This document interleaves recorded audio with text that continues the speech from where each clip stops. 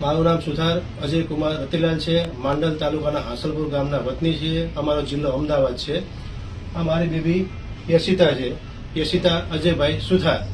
Unjha GM કન્યા છાત્રાલયમાં મારી baby 3 વર્ષથી ભણતી હતી, 10માથી માંડીને 12મા સુધી. 3/9/2025ના દિવસે જ્યારે આ બનાવ બન્યો હોસ્ટેલની અંદર, ત્યારે આ બનાવ અંગે અમને કોઈ પણ માહિતી આપવામાં આવી નથી.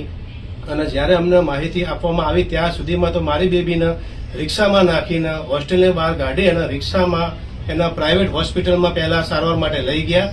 સારવારમાં કરાઈ કે ના કરાઈ, અને ત્યાંથી પછી એ લોકો ત્યાં સામૂહિક આરોગ્ય કેન્દ્રમાં લઈ ગયા. ત્યાં લઈ ગયા ત્યાં સુધી અમને કોઈ જાણ કરવામાં આવેલી નથી. 3/9/2025ના લગભગ આજે 25 દિવસ થઈ ગયા છે. 25 દિવસની અંદર અમે ઊંઝા તાલુકા પોલીસ સ્ટેશનની અંદર અમે લગભગ 4 વખત જઈ આવ્યા છીએ. ત્યાં અમે વારંવાર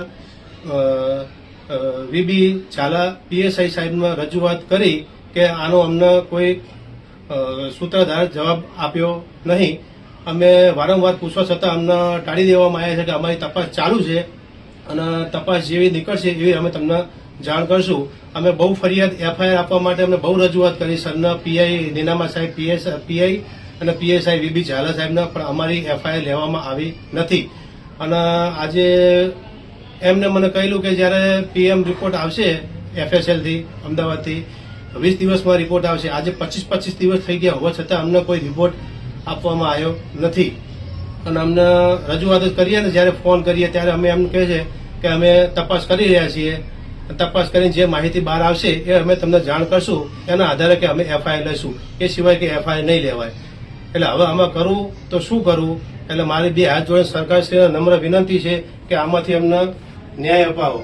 અમારી સરકારશ્રીને નમ્ર વિનંતી છે કે મારા જે બેબીનો હોસ્ટેલની અંદર જે બનાવ બન્યો છે એનો અમને વ્યવસ્થિત ન્યાય અપાવો, જેથી કરી મારી દીકરીની આત્માને શાંતિ મળે અને ગુનેગારોને સજા મળે.